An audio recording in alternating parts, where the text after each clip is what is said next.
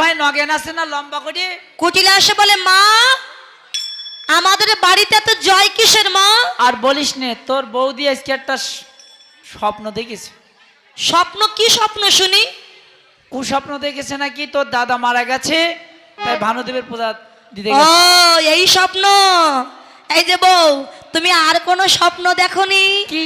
জটিলা মরবে, কুটিলা মরবে।